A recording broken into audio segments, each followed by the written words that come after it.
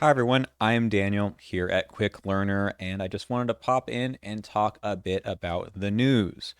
Well, there's a lot of news in Arkham Horror, the card game these days. This week, in fact, we got the Drowned City Investigator expansion is arrived in Europe. We have all of the English text of the cards, so I'll be talking about those cards that didn't get shown during the previous season pretty soon. But for now, the big news is from yesterday's fireside chat with the LCG managers, basically at FFG. So Duke, the lead designer of Arkham Horror, the card game, talked a lot about the future directions for the game, and I'm just going to talk about them here today and give you my thoughts. So the big news is really that some of the old content is going out of print. This is purely a business decision from my standpoint. And if you think about it, there has been a lot of Arkham Horror, the card game, for a long time. The living card game model basically says that you should have access to, as many cards as you can get, and they're balancing cards around the full card pool. But I think the game has gone on longer than maybe they anticipated, and there's so much content out there. And it's really hard to keep all of that in print when they explicitly told us basically that the new content sells out really quick. When they release a new set, everyone goes out and buys it. Great. But the old sets just kind of linger on the shelves and they just don't sell, and that doesn't really justify having printings of all the different boxes. So we're talking about both the investigator boxes with the player cards and the campaigns themselves. So this is a big deal, right? This is something where if you're new to the game, you are probably thinking, hey, wait, I haven't had time to get all of those cards yet, and I want to play those campaigns. And the truth is, yeah, that is something you need to think about. I don't think this is happening right away. I don't think this is like seizing production on printing at the moment. This is something they're going to start rolling out because I think this has implications for a lot more things, as we'll talk about shortly. But I don't actually know. This is total speculation. They did announce this. I'm sure it's been in the works for a while, but I don't think that the scarcity of all these sets is going to go way up. I mean, it may be that some places don't have the sets already. I've talked to my local gaming store, which is fairly small, and they've had a hard time selling the older sets too. They tend not to reorder them that often because they know it's not going to sell. So they have them listed on their website, but just as sold out. And I can imagine, again, business decision, it's really hard to print all of this stuff. So with a game that's been around for almost 10 years, it's natural to have some kind of breakpoint where now they can say, look, let's start a kind of different model. And this is happening for Marvel Champions as well. There's just too much product, right? There's so many campaigns out there. I mean, let's count. So there's the core set, of course, but there's Dunwich, there's Carcosa, Forgotten Age, Circle Undone, Dream Eaters, Innsmouth, Edge of the Earth, Scarlet Keys, Hemlock Vale, and now we're getting Drowned City. That's 10 full expansions after the original core, plus the investigator starter decks like Nathaniel Cho and whatnot, and all the standalones. It's just too much product for them to maintain as well. So let it go out of print. Like most normal things go out of print, after a while. Things are around for just a little while. You get it or you don't. But that does have implications for how the rest of the game functions.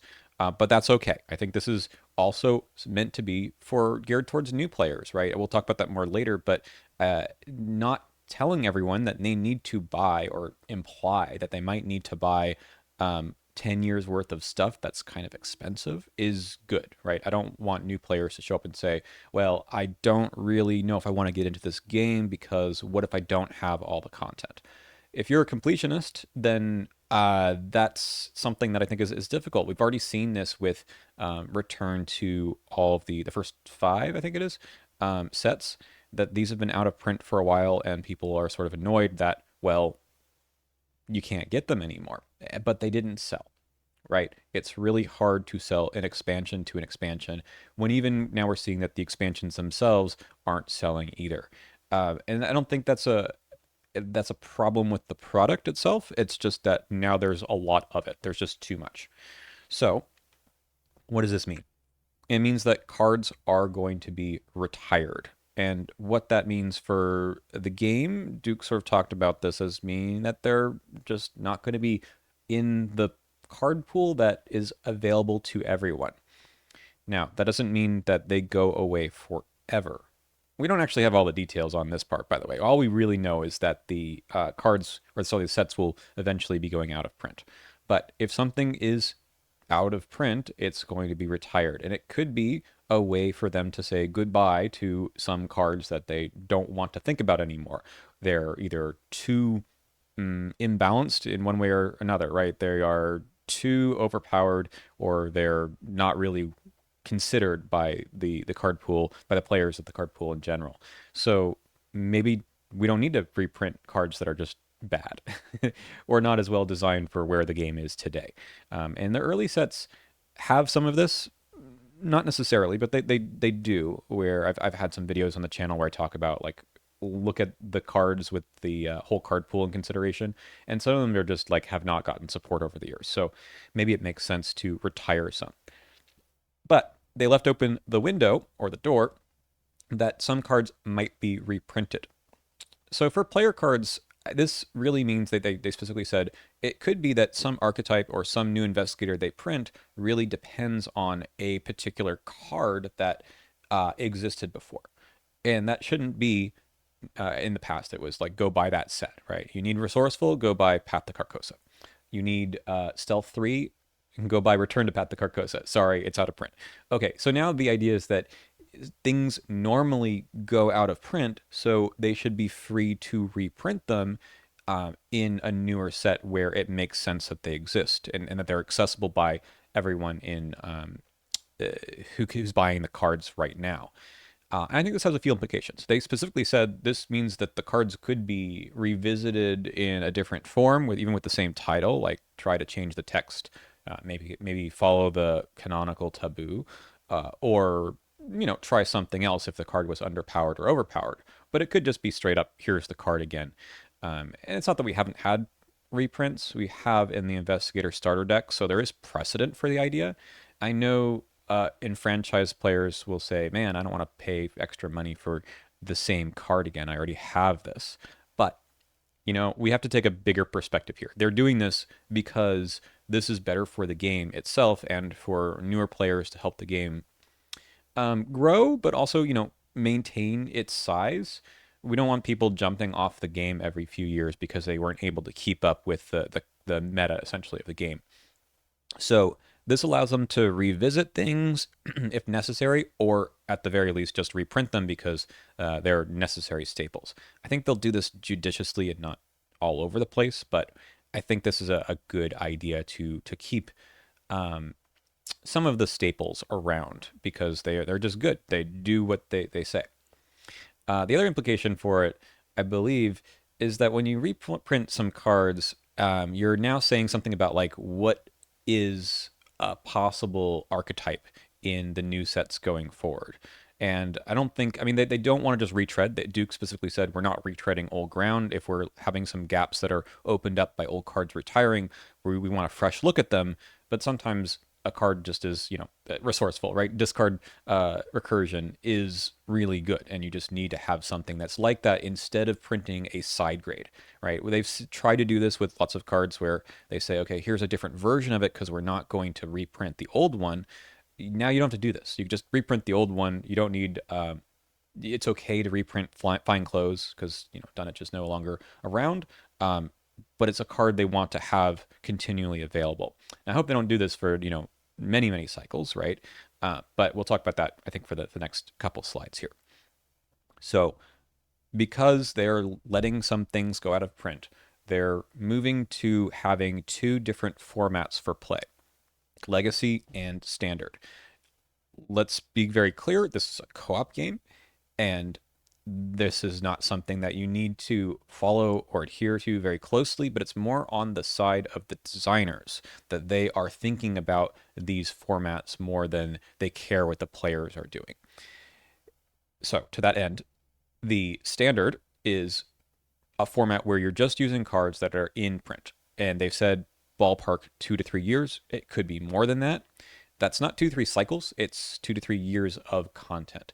And it's possible now that they aren't doing the reprintings of the old cycles already, right? They finished that with Innsmouth last year, that there's more content to come to fill that particular gap in the calendar. So maybe we're getting more player cards as a result of this, that 2 to 3 years of content isn't a couple of cycles, it's quite a few sets of cards that we can be playing with.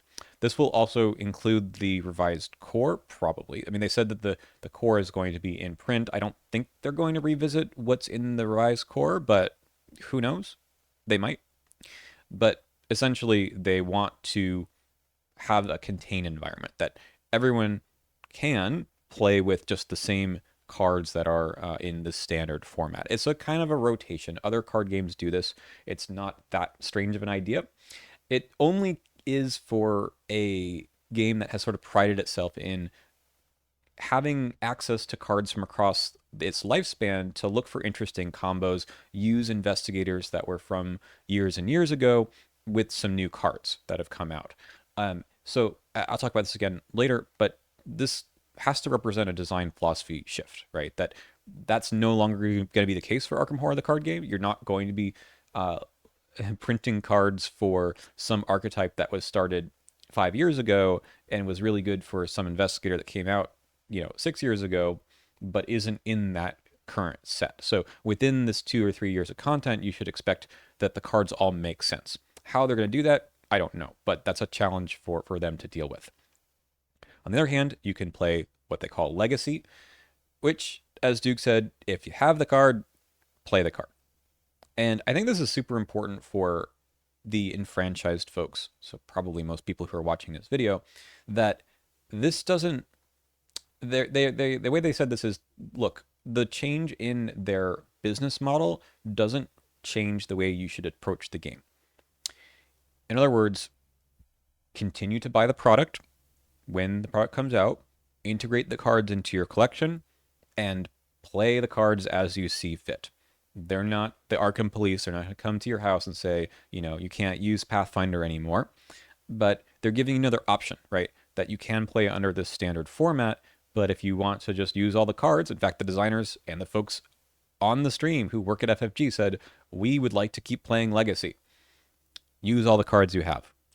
And I think it's important for us to think about that this is not a directive from FFG about how you play the game. In fact, I think they just want to sell the game, right? They should, and we should want them to sell the game. There's lots of discussions like, oh, should I play Taboo or not? All that. You know what? Most people don't care, right? They just want to pick up a box off the shelf and play with the game.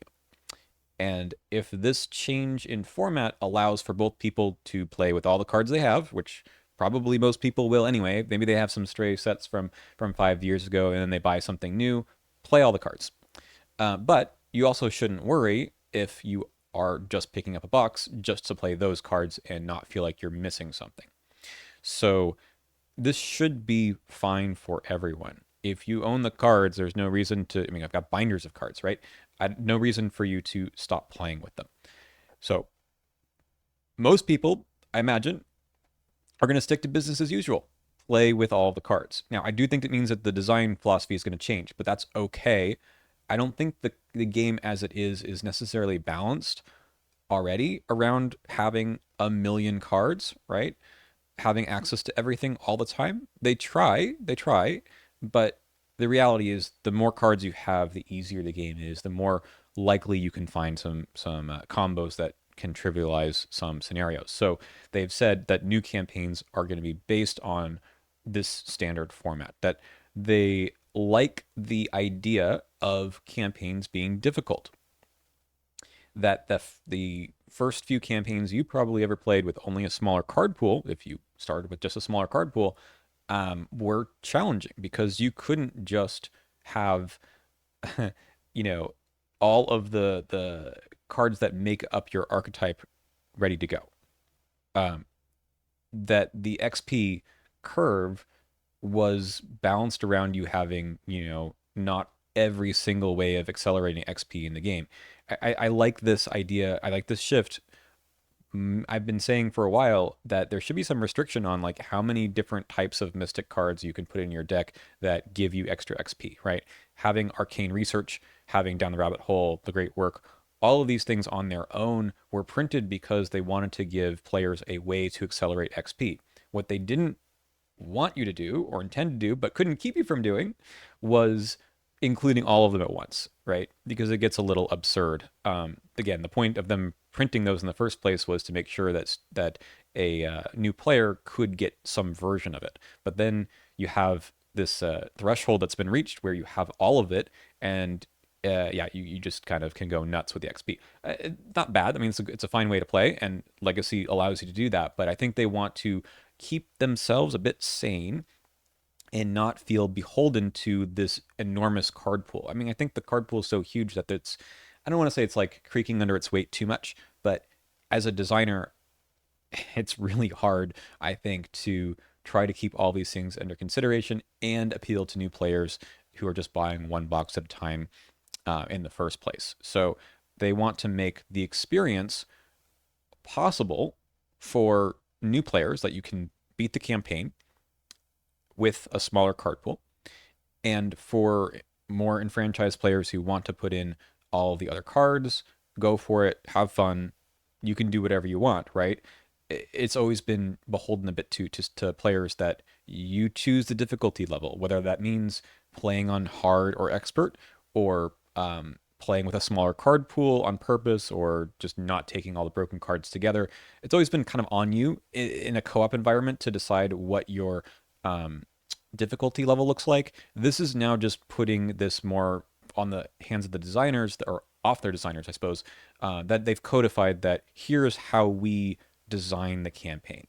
And I don't think they want to say like this is necessarily going to be an easy experience, but now they don't have to worry about what are all the possible things that someone might bring, that they don't need to deal with that anymore. So I think this is a positive change, and I encourage enfranchised players to try the different formats just to see what it's like.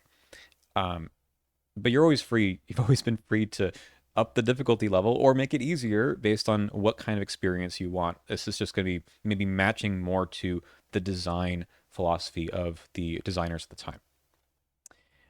Okay, let's go back to this idea that they're doing this to focus on new players. I think as enfranchised players, it's always about me, me, me, me, right? In the chat for the stream, I saw a lot of people who were uh, took this as an opportunity to ask the designers things like, when will things get reprinted? And not even just for Marvel Champions or Arkham Horror, but for all sorts of games. And it just sort of made me laugh. Like, okay, you know what? What's coming here is the exact opposite of this. Um, so on the one hand, like as a new player, you are losing perhaps some of the experiences that came with the older campaigns, and that is that's a downside. You know, maybe they'll be able to revisit these campaigns in some way. Maybe they're not going completely out of print right away. Maybe there's other ways to play the campaigns. But all of this is still geared towards how do we grow the game? How do we get players to have, they mentioned this as a metaphor, an on ramp to join all the rest of the players without feeling like they're missing a whole lot. And they are going to miss a lot. There's a lot of content that was produced, and some great stories that were told. Some of those early campaigns are great, some of the best things that they've done. But in order for the game to keep growing and to keep innovating and doing more stuff, they can't maintain everything. And turning this focus to new players to say, look, what can we do to best encourage people to have a good time playing the game is the right call. Um, it's always hard, right? It's always hard to look at your player base and say you're not the most important, but what they're doing is telling you you shouldn't actually change anything you do. As a legacy player, continue to play with all the cards. Look at the new stuff, see if it interests you or not, right? Maybe some of the new cards that are printed are not going to be as interesting. Don't buy the set. But I don't think they're going to do that. The way that Duke talks about the game is that they're not here just to retread old ground, but to keep innovating in the design space. I think we saw that a lot with the new player cards for the last few expansions. So I don't think that this is going to be an issue. There may be a little bit less of complexity, just because you have to start, somewhere, right? You have to have cards that um, are new staples, right? But that doesn't mean they don't do something different. I found, maybe even surprising myself, that a lot of cards that were recently released, they look very simple in terms of the text, but do a lot of things that we never saw in the game before. So I trust in the design team to figure this out. But it's a balance, right? As as someone who talks about the game often, right, on this channel, I want us to be able to have a space for new people to buy something off the shelf and just play with it and have a good time. Because I know a lot of people who are casual people for the game, and they don't care about stuff like the taboo list or, Rex Murphy or whatever, right? Like, they just want to play and have a good time with the campaigns, and that's what we should be focused on first and foremost. Um, it's just not going to be a game where everything is going to be perfectly tuned and balanced as much as we might wish it could be better at that. Actually, this might be a opportunity for them to have a more contained environment for new players, but for us too, to say this is what we think the cards should do rather than be beholden to stuff from a long time ago. I think for new players, that's also an issue, like trying to figure out what these cards do based on some ruling that was posted on the internet, 7 years ago. Okay, so I think that means their design philosophy is going to be interesting going forward. This is, again, all speculation. We're going to get some kind of article or maybe video in the future saying exactly what they're going to do, but I suspect that various archetypes are going to be more self-contained in a box or across a few boxes instead of what we have today, where, we've got what, Guardian firearms that were printed a long time ago, right? And then we have like nothing for a while. I think the last firearm in Guardian was the one you're looking at there. I think that's the Winchester in Dream Eaters. And then we just got one more for the Drowned City. So instead of doing things like that, maybe we'll be printing more cards in a single archetype at once and not just bits and pieces going forward. This is going to be still tough to do. I mean, people have mentioned rightly about things like Bless and Curse, right? Once something like Innsmouth goes out of print, but Hemlock Vale is still around, you only have half of the Bless Curse cards around. That's a little awkward. Maybe they need to stop doing things like that, right? And just keep archetypes to one box and be done with it. I don't know. Again, challenge for the designers, not me, but it's very clear that up until this point, that's not what Arkham looked like, right? Arkham didn't have here's everything that you want in the box, but even sometimes a reason to buy a new box was to get a card for an investigator that you like so much. And they might revisit, some investigators too. Duke was a little cagey on this one about whether or not they're going to reprint old investigators, redo old investigators entirely, or just move on and have completely new folks join the cast of Arkham investigators. I mean, he mentioned that we already have parallels, which are print and plays that kind of do the same thing, but unsure what this looks like going forward. It would be weird to not have, Jenny Barnes in the game anymore, but I guess you can get the parallel Jenny from the website. I don't know. Okay, I mean, these are just things to think about, and we'll see what happens. But I don't think this is a negative. It's just a complication that I'm sure the designers have talked about for a while, but it's got to happen. This is something that is totally fine and normal for card games at this stage of their lifespan, and we'll just see what happens, see what it looks like. So the last thing before I go is how to approach content here as a content creator on YouTube or elsewhere. Like, how do we, as especially as enfranchised players, talk about the game? It used to be that I would give comments about cards from across the whole card pool, right? I would include, when building a deck, include cards from everything. And that, especially when talking to newer players that don't have access to that stuff, that seems a little, I don't know. I don't want to like give people more FOMO than they already have. So suggesting, for example, to put in cards like Backpack 2 has already been a bit iffy. That card was in Return to the Forgotten Age and hasn't been reprinted. So it's like, do I stop talking about this card already? So the same thing's going to be true for the investigators and the cards that were in Dunwich and Carcosa, etc., that might go first. I don't know. This is something I'd love to hear from you. Again, as an enfranchised player, you probably want to see me and other people play with the full card pool because why not?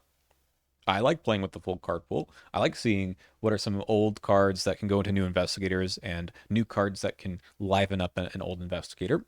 I'll probably keep doing that, but I also need to keep in mind that the growth of this game, of the channel, depends on players who are new and who are less frequent.